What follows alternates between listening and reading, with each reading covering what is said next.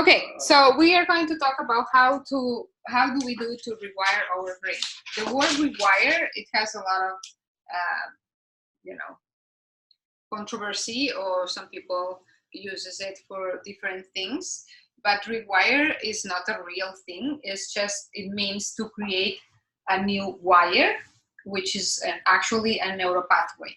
A neuropathway is a synapses.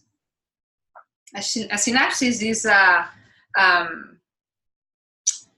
series of electrical currents that go from the prefrontal cortex of our brain to our neurons.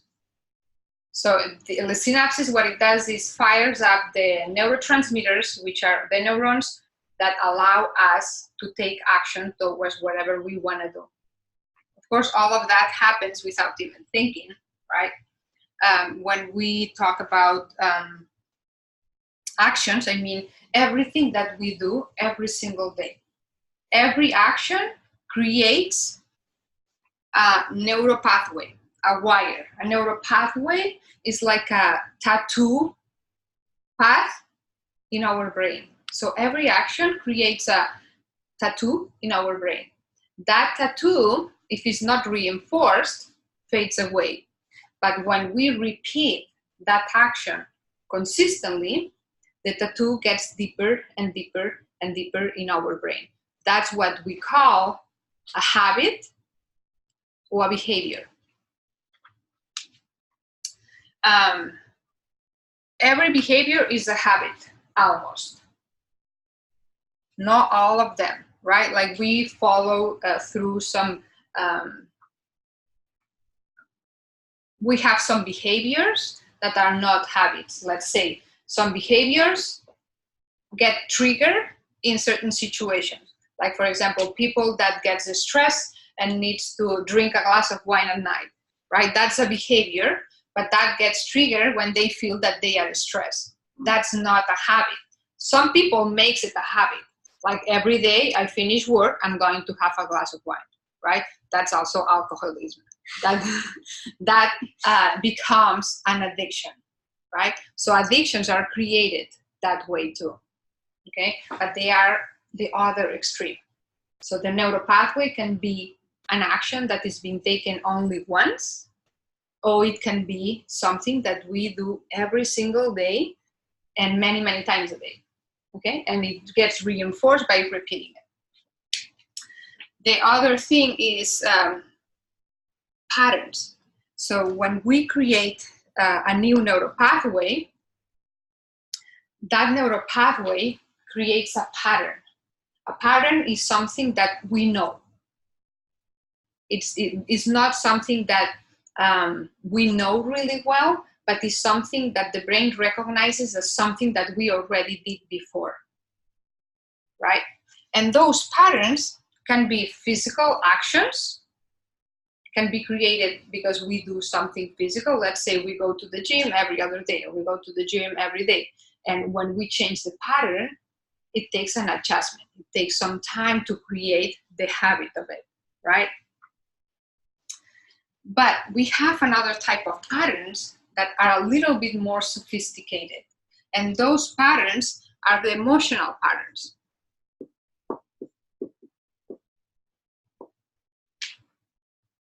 Those emotional patterns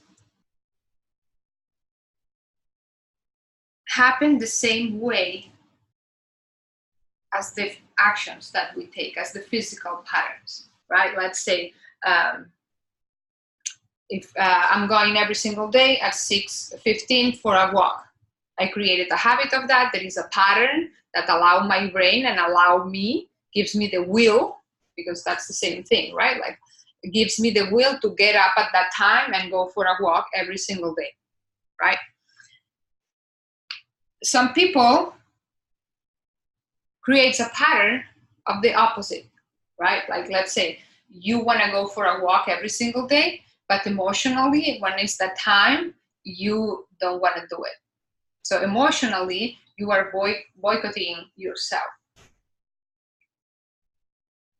Emotional patterns are also what happens every single time that it can be good or it can be bad. Like, let's say when we are with somebody that we love, and like we know that we hug them and we feel really good and we are happy and all of that, that creates a pattern in our brain. That creates a neural pathway that tells our brain, if I am doing this action, I will feel better, I will feel comforted, I will feel more secure, right? So that's why hugging is a good thing, because also hugging releases all the good hormones, right? But that's another subject. Today I want to talk about this one for this reason, for the triggers.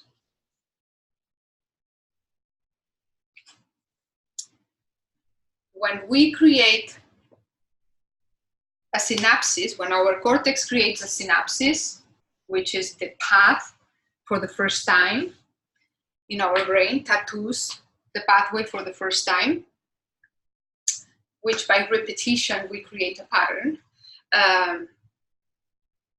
That synapsis, even though it's not being reinforced, let's say somebody goes through trauma. Like, for example, you had your motorcycle accident, right? You went through a really very traumatic experience, right? Mm-hmm. That traumatic experience created a synapsis, created a pathway in your brain. You never repeated that pathway, right? No. Once only. But that doesn't mean that the day that you jump in a motorcycle and you do something weird, your brain goes towards that memory, remembers that, and the trauma becomes alive again, right? Some people has, I don't know. So being dunked in the pool. Exactly. Trauma. Yeah.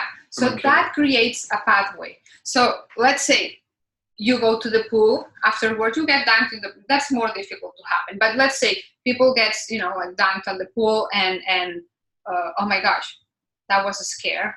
You go through a trauma. That created a synapsis in your brain. Later on, you swim, you have no problems. But God forbid, somebody does that to you again, like just joking or playing, or by surprise, you don't see it coming and somebody jumps on top of you and you sunk.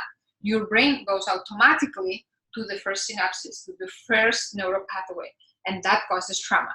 There is no danger then, because you know what to do, but your brain still goes to that. So your brain gets triggers an emotion and takes you to the first synapsis, to the first electrical. So where do we separate that from a memory? The synapsis from a memory? Because it's a memory too. Mm-hmm. Yes. It is a memory. Okay. We will distinguish the thing. So can you say that again? What you just did there? Uh-huh. The triggers. So when the brain gets triggered, when an action triggers us, it creates an emotion, and that emotion wakes up the first synapsis. The first synapse. Mm-hmm. Right? It goes to the first day, to the day that got created. And it doesn't mean that reinforces it, but brings up all the emotion that what happened that day, right? Like the panic, you don't have the same symptoms because now you know how to swim, you know how to get up and be fine, but your body, your brain, your subconscious mind, we will talk a little bit about that, and there is where we'll talk about the memory, and your subconscious mind brings up the experience again, and you have the same fear, the same panic in 1 second. So all depends how fast you are in catching yourself with that, right? The difference between this and a memory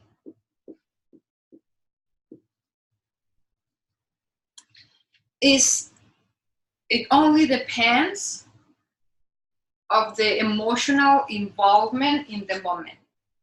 So let's say, of course, if you have a trauma or if you have something very dramatic or a very strong experience that happened to you that day, is very different than, oh, I'm going to my grandmother's house and I am having fun, or I'm going there and I really like going there. That creates a memory, right? So the difference between that is the emotional content, right? Like the emotional content, the stronger this one gets, it can become a memory or it can become a trigger. Of course, it only becomes a trigger if it's a negative experience. Okay, the positive experiences are memories. So this is because it's a negative, and this is a positive experience.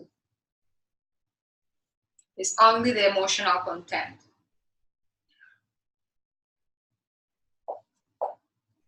You were going to say something? Well, I'm still kind of thinking like on conditioning, like training and all of that, where Training is only repetition. So training, it happens when you repeat the same pattern. Right. This is the only way that we learn, positive and negative. We only learn by repeating the same thing over and over. So let's say you are a baby and you don't know any better than the day that you start walking, you fall down, right? If nobody tells you anything, most likely you won't cry. If everybody gets panicky, the baby will cry, right?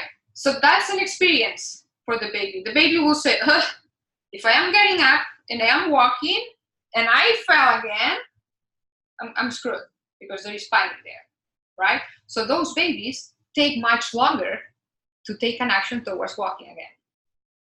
Mm-hmm.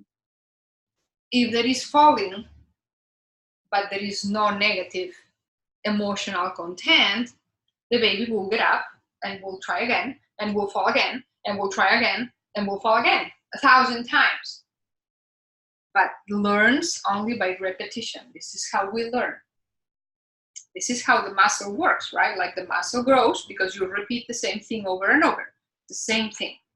Our brain functions the same way. Our mind functions the same way. This is how we learn, by repetition. We create patterns. It can be positive or negative. But this is how gets impregnated in the brain in a very strong way. So what happens is all those things, when we have a negative experience, let me take the positive because we want to talk about this one first. The positive is not a problem, so it's never a problem. We don't need to talk about that one that much. Nobody has a problem with the positive experience. But the negative, we do, right?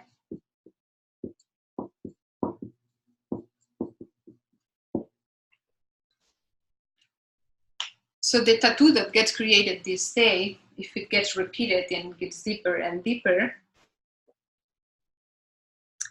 cannot be deleted, ever. What?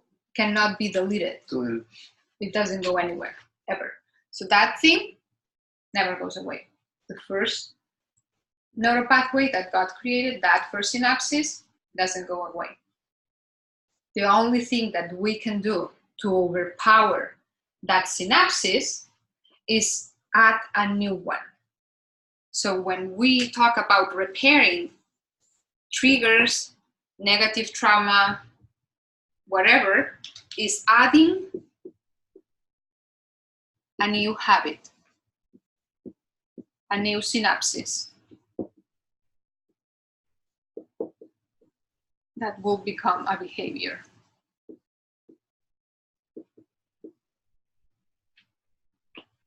So to repair, there is no repair.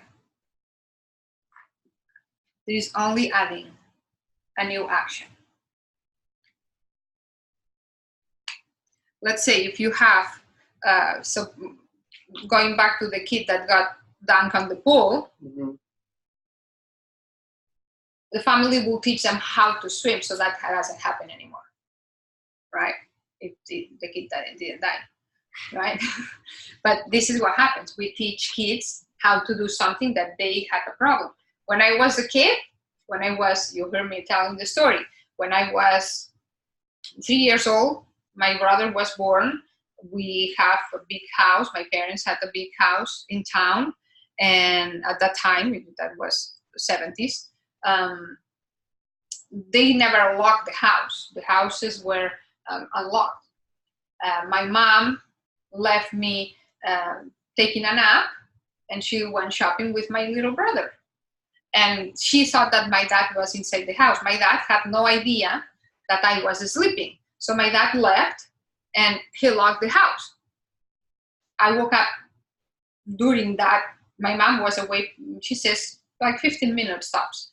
So I woke up between that period and the whole house was locked and I panicked. So I went up and down stairs, I mean, like going crazy. I remember that day like if it was today, and I was 3 years old. I went upstairs and I started throwing everything that I could catch on outside the street until a neighbor came by and said, stop throwing things because the key is in the door and I can open it. But I cannot get close because I was throwing containers, like glass containers, like mason jars, through the window because my mom had the Exploding. yeah. So he said that caused a trauma. After that, I had to sleep with the lights on in the hallway for over a year. Until one day my dad said, we are done with the lights.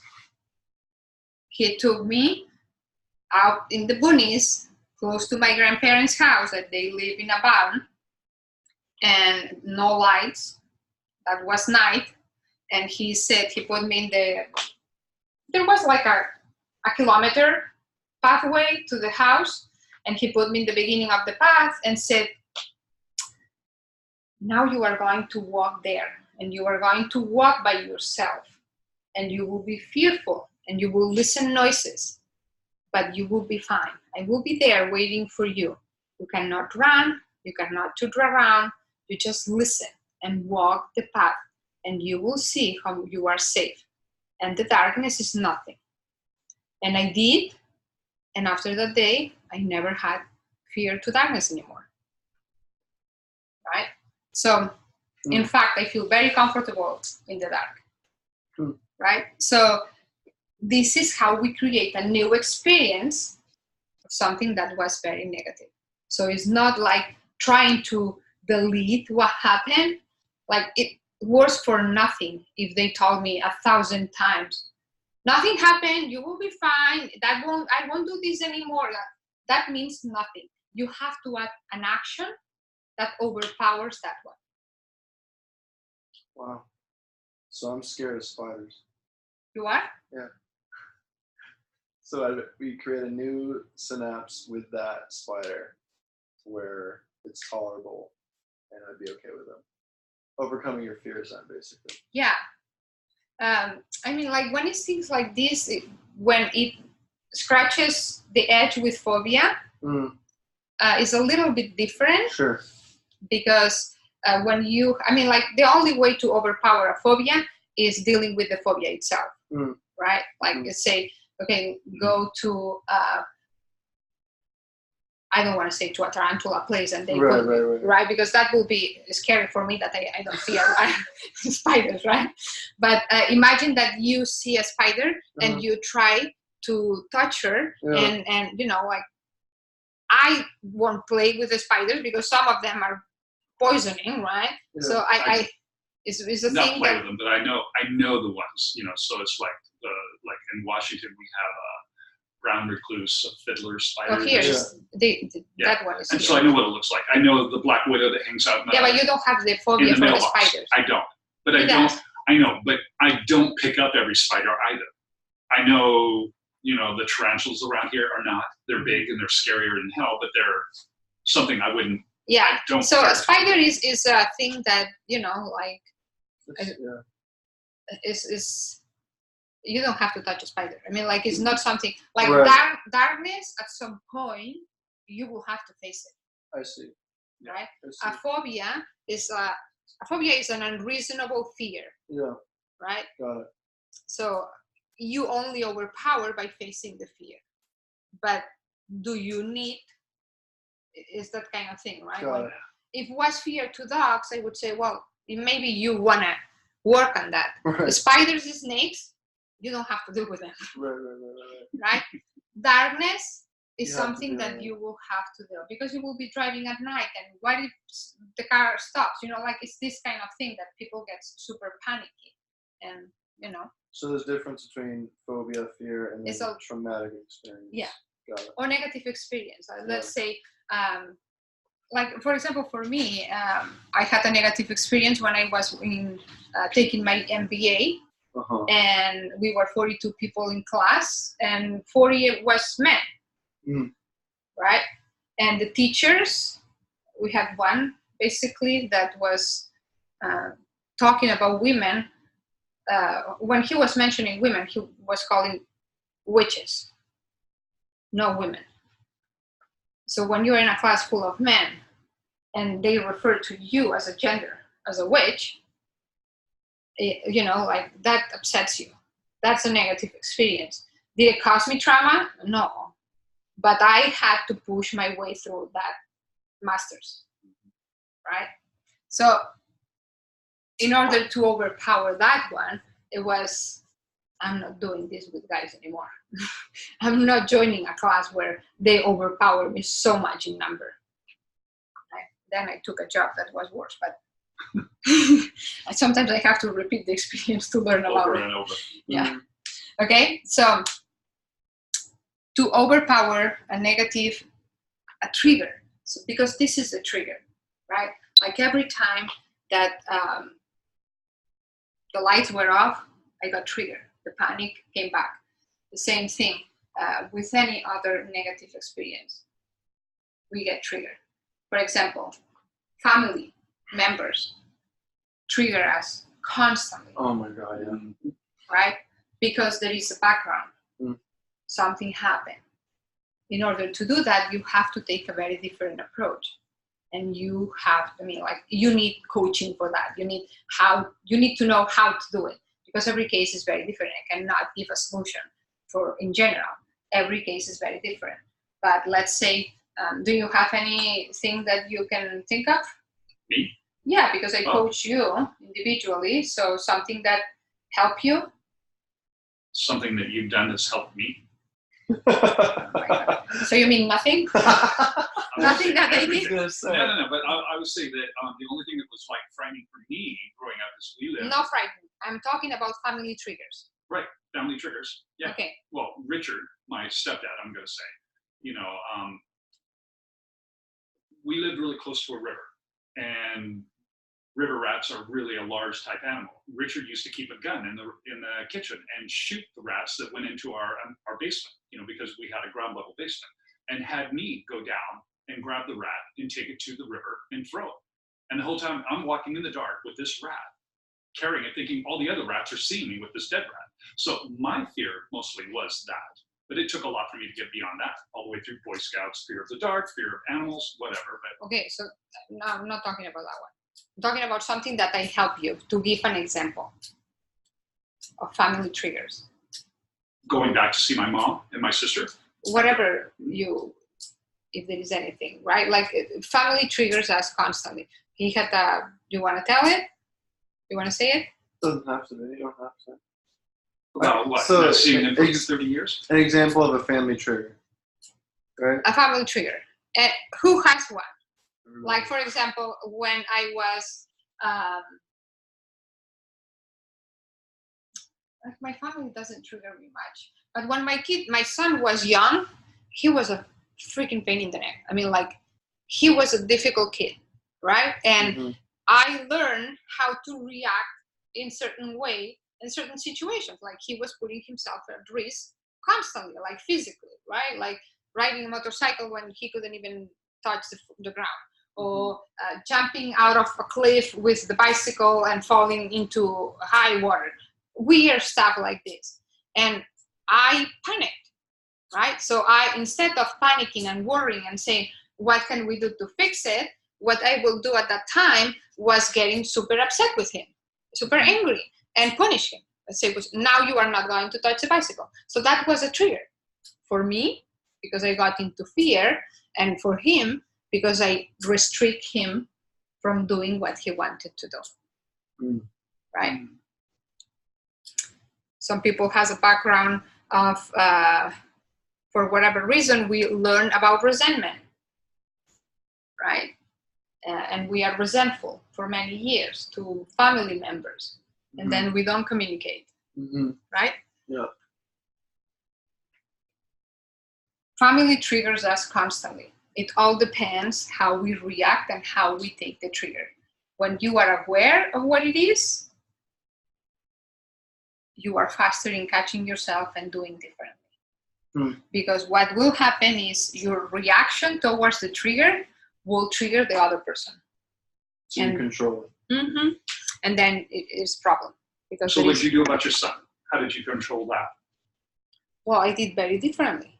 I encourage him to do sports safely. You want to do a sports, high risk sports, that's fine, but you are going to do safely, not wild, like a wild horse.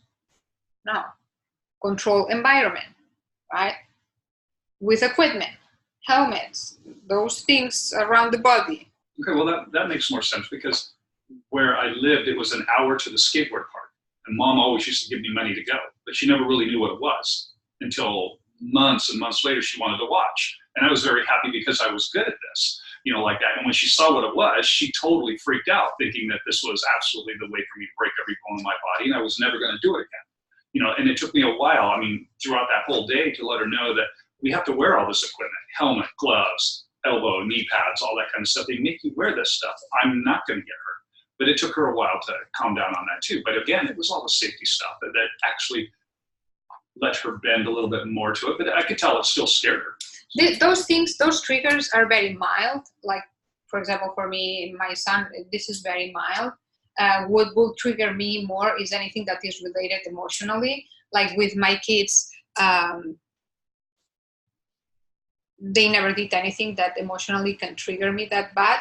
Let's say my son's dad, that will trigger me emotionally, right? Because that bastard scarred me for life, right? So then, like you talk to them.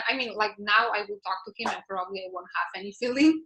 But, like for years, that was a trigger, right? So we add a positive experience on top of the negative one. So did you add one with him? If I had one with No, him? did you add a positive experience with your... Yeah.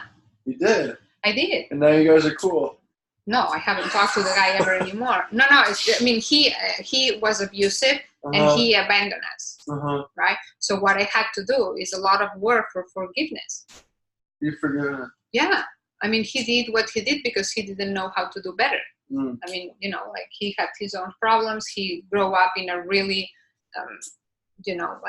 Sure. Well, when you said earlier that you don't have any feelings, that's almost like, isn't that a feeling too, to sit there? Everybody likes somebody. Negative feelings. I don't have negative feelings towards him. I don't have much positive feelings, but I will talk to him if was to have a conversation about my son. Okay. Yeah. Right? We'll learn. I am in a point with that I made so much peace with it, because otherwise I could not do what I'm doing. It wasn't because of that. Okay. So there is different things. Some people get triggered only by driving, and somebody does a weird thing, right? Flips the middle finger, and people get triggered. Or somebody races you on the red light, and people get triggered, and they follow through, right? So it's this kind of thing. It all depends how much emotional involvement you put into that, right? Like the emotional content. Okay. Alignment, because we will be talking about vibration now. Vibration? Vibration, yes.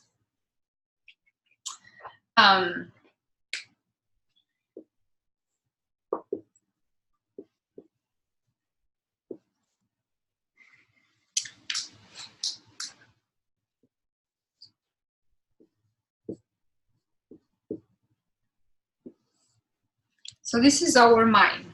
This is our body. This is our mind.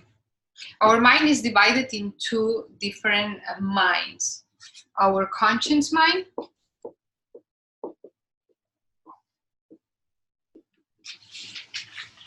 and the subconscious mind.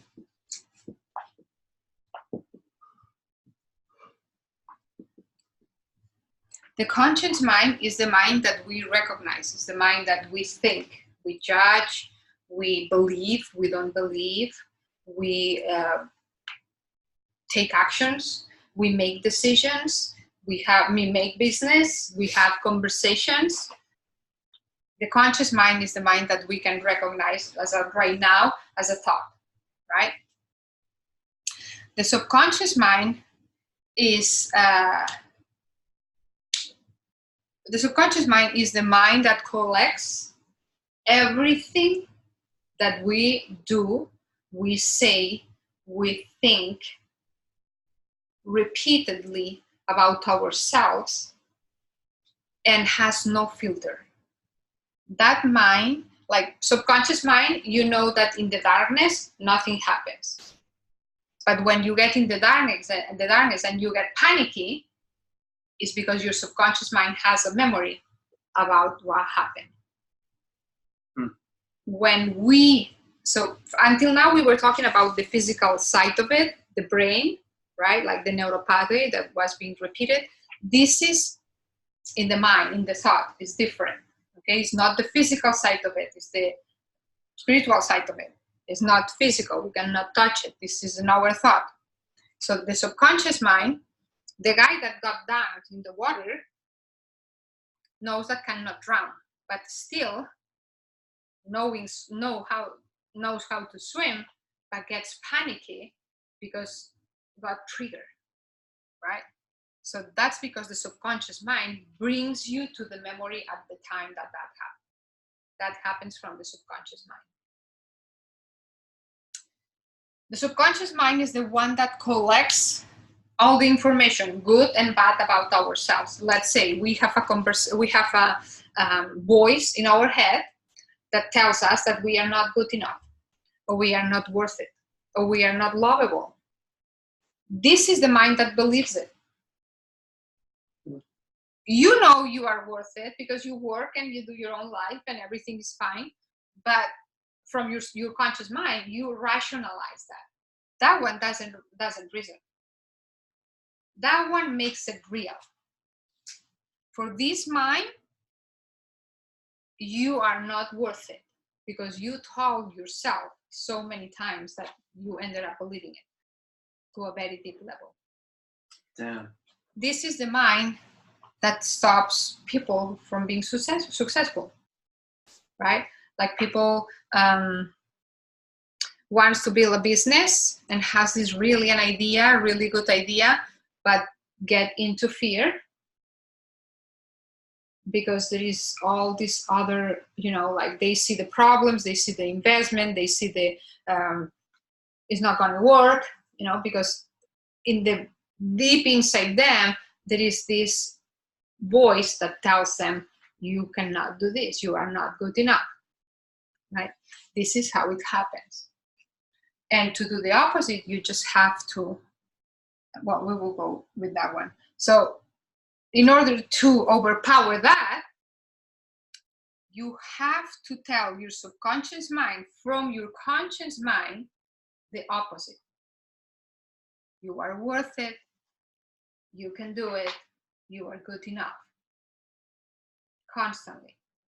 That's how the subconscious mind creates a new belief, creates a new way of showing you that you can do it. This is the mind that makes things happen. The subconscious mind. The conscious mind is the one that has the idea, and the subconscious mind is the one that makes it possible. Because you might have a really good idea, but if your subconscious mind is stuck in the fact that you won't be able to, you won't make it, or you will fail. I'm going to fail. Most likely it will happen because this is what you think. You put your attention to what you don't want instead of what you want. So what we want to do is always put our attention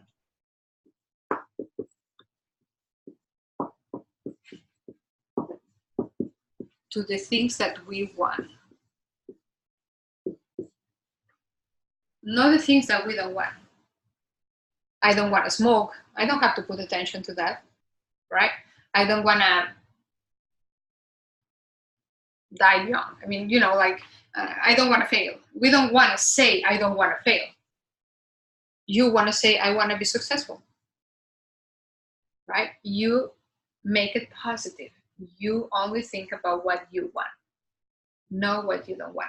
People has the tendency to tell themselves the things that they don't want. I don't want to fail.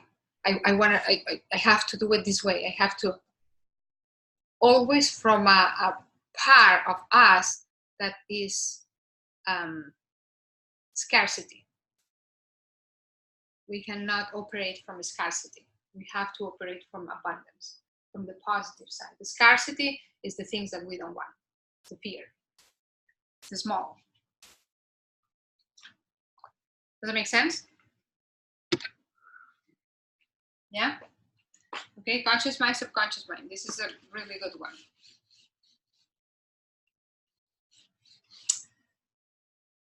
The subconscious mind only takes things as real. So the subconscious mind doesn't have time or space. Subconscious mind only understands right now and true and for you. So if we are talking about somebody else, something really negative about that person, your subconscious mind understands that that's you right now. So your conscious mind knows that we are talking about that person. But the subconscious mind takes it like it's yours. Doesn't understand about other people, about anything else. That's just you. Okay? So when we are talking about somebody else's, or we are talking about something else that we are not interested, or we don't like it, or what you want to do, in order to not allow the subconscious mind to get hooked up to it, is not put any emotion, any feeling. If you are upset with somebody and you are really angry with that person, the subconscious mind will take it as it's you. You know that it's not you, but your subconscious mind doesn't know it. It has no reason.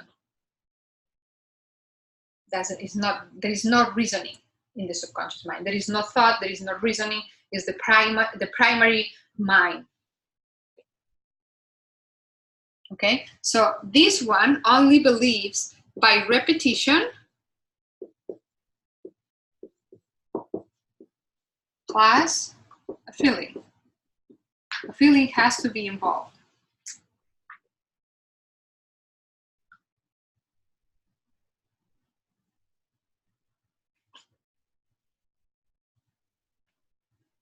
That's how this one gets affected. If we don't put the feeling, you know, we can repeat something and the subconscious mind won't take it. Let's say we are risky with the bicycle, right? Like many times I don't wear a helmet, right? I don't put any feeling there. So my subconscious mind is not telling me, you are going to get killed, you are going to get killed, because there is no trauma, there is no emotion with it, right? Only gets involved, it only takes it as true when it is a feeling involved, an emotion, okay? So no emotions, no negative emotions. Any questions about this so far? Yeah. What? So just go over back about if you don't like someone, Mm-hmm. you have a subconscious negative emotion attached to that person. Is that what you're saying? Or like? So the negative emotion that you attach to that person is a negative emotion that goes attached to your subconscious mind. Mm-hmm.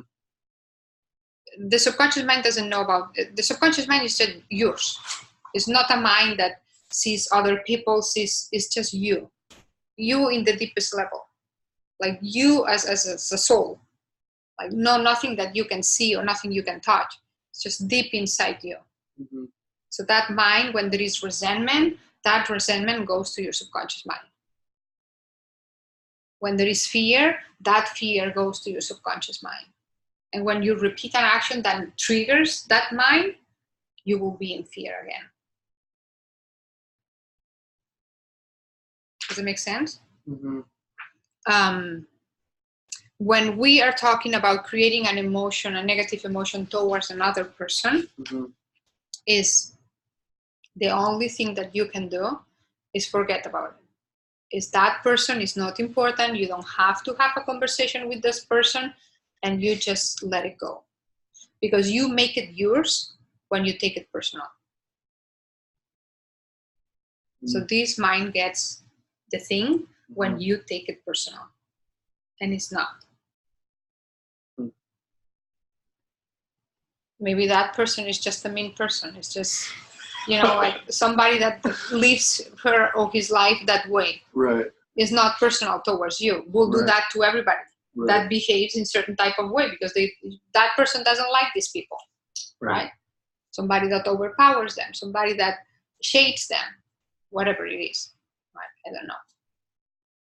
Yeah, but when you take it personal, it means that you already are involved emotionally with that feeling, and then that feeling becomes yours. Because if you are resentful, the other person doesn't feel the resentment, does it? It's only you. So that's what it means. Make sense? Mm-hmm. Okay, good. In that line, we have this. So when we are, I will delete it because it's not that big deal. Alignment. We all know, if not, I'm telling you now, we are energy, right? Like everything is energy. We are tons of molecules that vibrate against each other to a very fast pace. And that's what holds the body together. We are energy until the day that we die. When we die, that energy leaves our body. And then the body decomposes because there is no energy, there is no vibration. Does it make sense? Do we agree with that one? Okay, good. This is maybe a little bit weird for you, okay? Just letting you know. You might not. We won't go a little bit. You might never be exposed to that. But that's a good one for you, for everybody. Mm. So, because we are energy, we operate in levels of vibration, right? If we are here, we attract everything that is in the same vibration. Let's say if you are here and you only see that how everybody tries to screw with you, you will attract people that screws with you, because that level. Is that low vibration? When we grow, when we expose ourselves to a risk, the day that you quit Athlon. Oh my God. Yeah. That day, you grew. Yes. You saw yourself that you had to take a leap. Yeah. Right? Yeah. That day, your vibration raised because you did something that was out of your comfort zone. Yes. So your vibration went up. So the people that you are going to attract are people in the same vibration. Right. Well, I'm already pretty high, but it doesn't matter. It's here. It doesn't matter. And I put here because I'm going to put other things here that you will like. Okay, so the people that you will attract. So when you were there, you were attracting people to your class that was not the same class that another trainer had. Yeah. Right? Yeah. The people that went to your class was very specific, right? And they didn't like other trainers. Correct. Right? Yeah. You attract a certain type of people because that people that was in the same level of vibration for the class. Right? Yeah. Okay. This is how it works. So when we want to grow or to elevate our vibration, there is only one way, and it's doing things that are already in a more higher vibration than we are. Let's say, do you have a goal? You do? Okay. Let's say your goal is here. because the goal has to be as exciting as scary. Is it scary enough? Yes. Is your goal scary enough? Yeah. Okay, so then it is a very high vibration. Yeah. To get to that goal, you have to go and push yourself to a really high vibration. Because if you are not in that vibration, you won't attract the goal. The goal happens when it's in the same vibration that we are. We get things on our way when we are prepared, because our vibration grew. The fact that you quit your job, the time that you did it, not before, is because you were prepared. You were ready. Your vibration was already ready to go to the next level. That's how it happened. Right? In order to get the goal, we have to elevate the vibration. If what we want is here, it will take less effort. So the goals have always to be big and scary and exciting. It has to be exciting. Do you have a scary and exciting goal? Oh, sure I do. You do? Oh. Is it scary enough? Very scary enough. Really?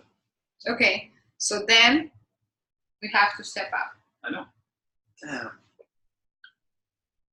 Okay, because we want to be at the same vibration as the goal. Now, we're not looking at these vibrations as grade levels. They're just where you need to go to be at that next goal. Vibrations are all the same, no matter what. If I want to, let's say Mike, he was at that, we're not going to say bottom vibration, but that vibration, and he had the Athlon clients. He had us, like that. Now he's moving up to another level. That doesn't mean he's going higher. He's attracting a different vibration. No. It's a higher vibration. You have, so let's say these people, and that's very common in women that, women or men that they are coming from a abusive household, right? They attract abusers because this is what they know.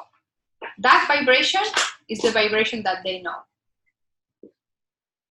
So usually women that are abused, which was very strange in my case because I was never abused as a child, had an amazing childhood. That's why I came out from that. The door sound.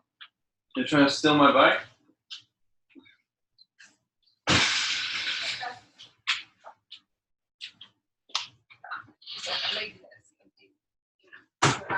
Okay. No, my vibration there was. Your vibration went through the roof. So this is what I was saying. Synapses. Yeah. That's a shocking one. Now doors will slam. My bike's being slammed. Yeah. See? No.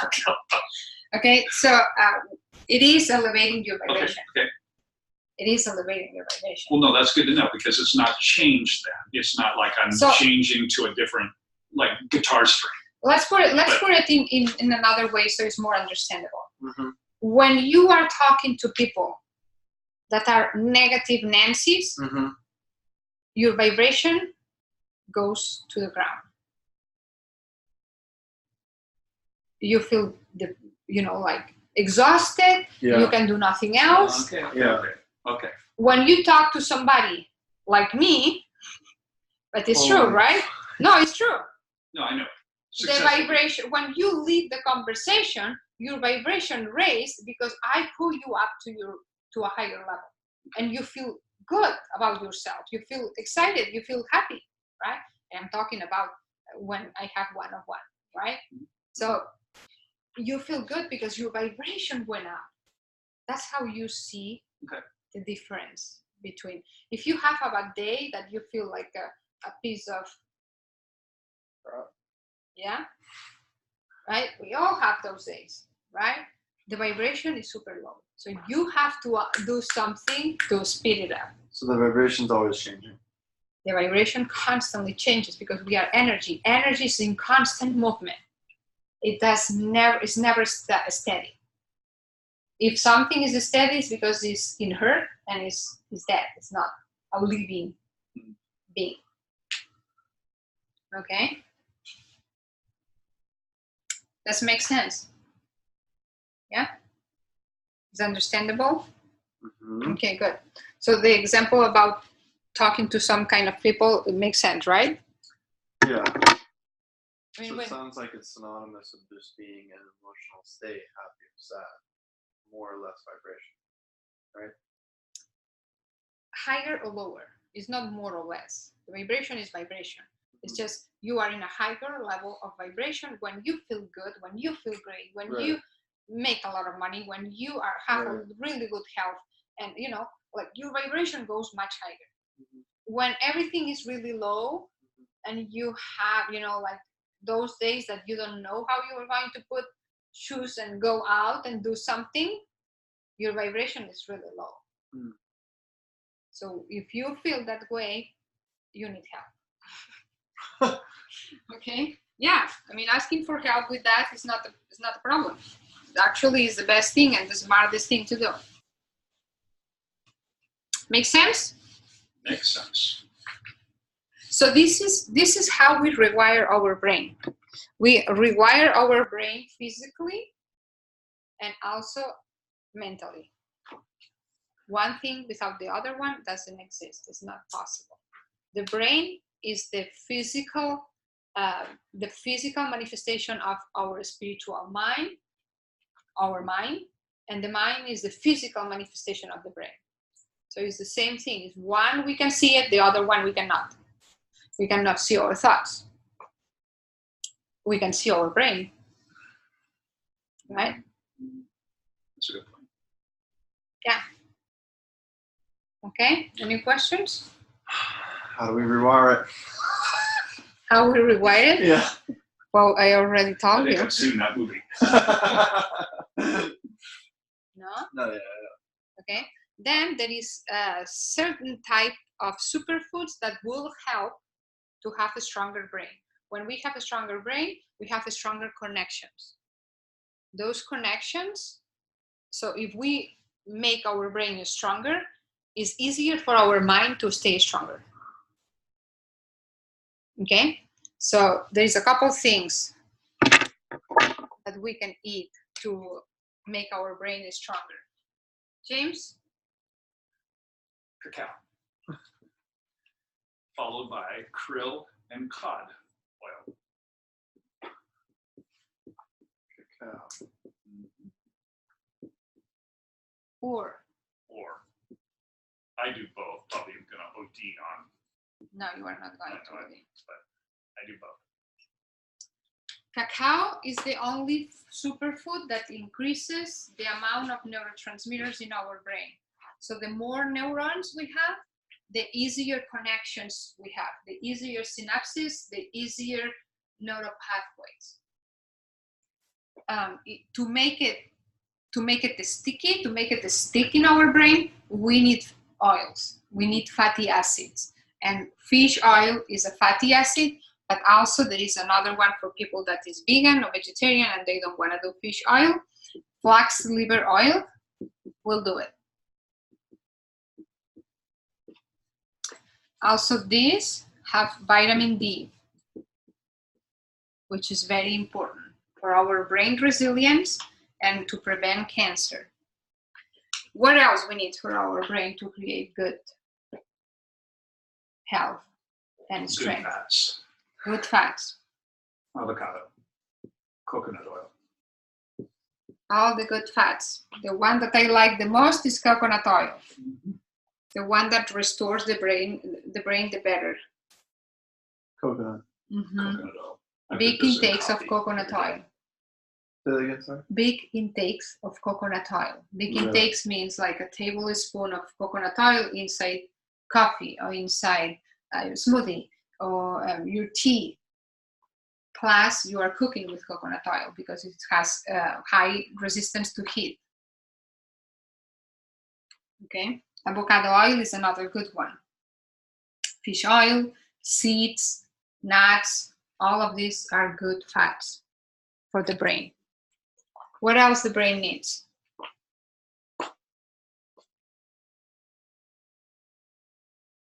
You should know. Carbs. No, that's not that I one. didn't know.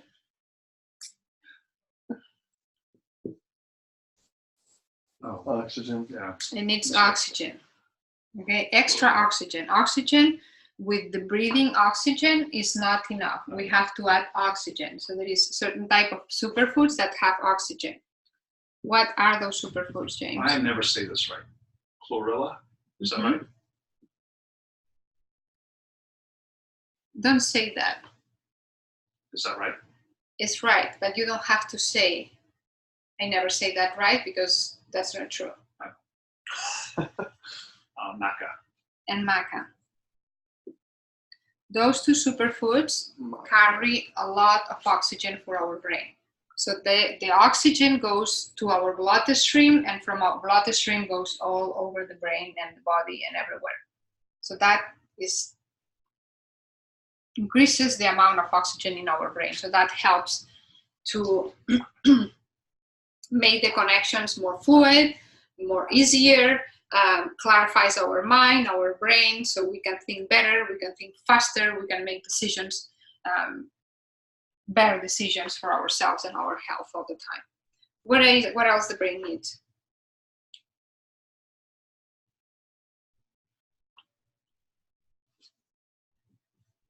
It needs some vitamins. C, B, E, D.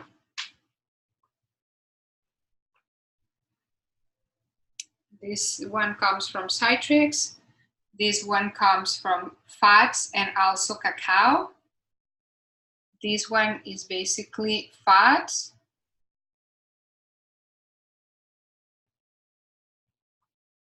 And this one comes from the sun, but since we are not taking so much sun, bathing sun a day that we need, we can do those. What's the fruit? What's the C? See, citruses, Oh, so it's antioxidants. Vitamin B is a straight brain food, so it feeds the brain, vitamin B, basically. What else it needs?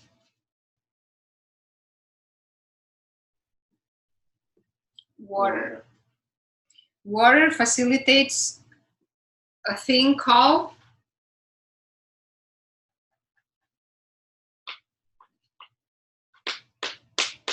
what it facilitates?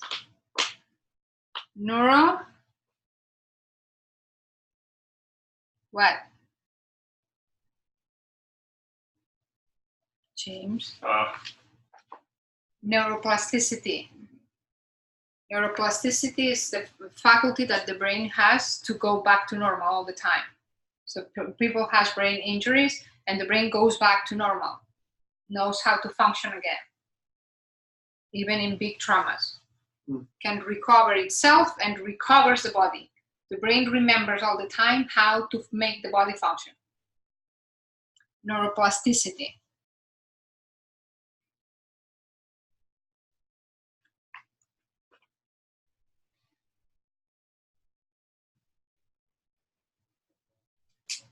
Okay, so those foods are the foods that the brain can use extra. Let me erase them. I didn't write all those down, but I want to have those notes. Okay. I'm going to take a picture. so if I put all that in my diet, Mm-hmm. The what? I'm the best. Okay. I do that all the time, and James has a big amount of that too, That has a big amount of what? of these kind of superfoods. Oh, I know. It's at Mind Body First when I'm working with the people that work with me, and they see my little, I don't know, part of the desk is my, what do they call it? My pantry. And they see me putting the cacao in the coffee and putting the coconut oil in the coffee. And they're just at first looking at that. Now they're all curious, but before they were all kind of mocking what I was doing, Sure. like that. Making a big deal of walking by with fries and a burger and all that kind of stuff. And today it was my eggs and celery and tomato and all of that. Now it's like, ooh, what are you having? It's more of a curiosity. Yeah. The other guy that I met when I brought up Daniel, that's asking how come the cacao makes his head feel tingly, and now he wants to walk with me every morning to go get coffee to mix the cacao in. Really? And so yeah, it really is good.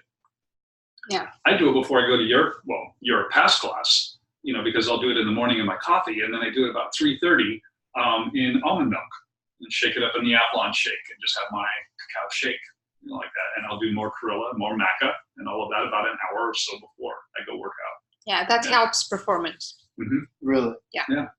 Physical performance. Yeah, when your brain is well oxygenated, it helps performance. And I can tell when I've taken it too early that it's fallen off when you have us go out and do our run, like that. Because my watch will tell me what my heart rate is, but my head already tells me what my heart rate is, like that. And I'll look at it and go, okay, I can see I was pumping a little more heart rate because I took that stuff just a little bit earlier than normal. And so, but yeah, it is odd. Not odd, but I like it. It really does do what it does. So. Okay, so is that being helpful? Yeah. So these superfoods, you're not claiming these are going to make people smarter, right? Smarter? No, that makes your brain stronger. Just functional. Physically, yeah. And Right. higher performance and, and more resilience, more stress resilience. Stress resilience. Yeah, your brain will be more resilient if you have all of these. Yeah.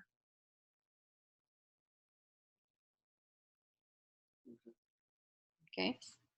When I first started taking all of these, because I told you this story too, that I've been doing this for over a year, like that. But I just decided one time to just let them run out, and so they just ran out to nothing. And then I stopped for a whole 30 days, for a whole month. Everything, all of the supplements, because I must take, if you count the Corilla, there's 15 of those, but I probably take 40 quantity of maybe 7 of the different vitamins that we just talked about here every morning. But I stopped for 30 days, and I didn't really notice anything fall off or anything. I didn't notice me feeling any different. But then I went ahead and ordered them, and they showed up on a Friday, so it was halfway through the day, so I only took half the dosage. But when I woke up in the morning, I told her what it felt like to me is when you take your car and get the front tires aligned, and then you hop in the car right afterwards, and how smooth it drives, and how your hands are on the wheel. And I'm like, oh my God, I felt so fantastic, almost like I just came out of the shop. But I didn't notice the strength that built up, or the little bit that went away because I weaned myself off. But then all of a sudden when I took it, I'm like, wow, that was amazing. And so now I'll never run out, ever. Really? Yeah, totally. I won't let that happen anymore. I've already. Wow. It was that significant of a. Yeah, I just now proved it to myself. Yeah. Like that. What a difference on how that turned out. It's good to do that. It's good to try it, test it in yourself. I mean, it's the best totally. proof and the best experience. Yeah. Yeah, But and that was just another neural pathway now. That was. During the 30 though, you didn't see it. I didn't feel the gradual decline because, like I said, I would run out. Like, let's say I ran out of Corilla, but I still had maca and I still had krill. And then when krill ran out, I still had cod. Like that. So basically, I just kept consuming the same quantities until I had none. And by the time I had none, I'd already stopped Corilla, let's say, a month before. So maybe I went 2 months without that because I kept going until I was totally out. When I popped the last pill, which could have been just a cod liver oil pill, that's when I started the 30 days of not doing anything. And you guys know that I'm just this huge numbers person anyway. If it doesn't have some kind of data analysis for me, like that. I didn't notice any fall off at the gym. I still measured my normal measurements. I didn't really notice anything, but it was a total different feeling that Saturday morning. I woke up and I'm like, and it wasn't like I had extra sleep or it was after a Friday with you, so it's like, Interesting. Geez. Yeah. And I woke up and I'm like, holy smokes. Wow. And so. Yeah. But cool. It's really good. I mean, it is totally worth it to do the superfood. It's just a great name. So sit there and look at it. Superfood.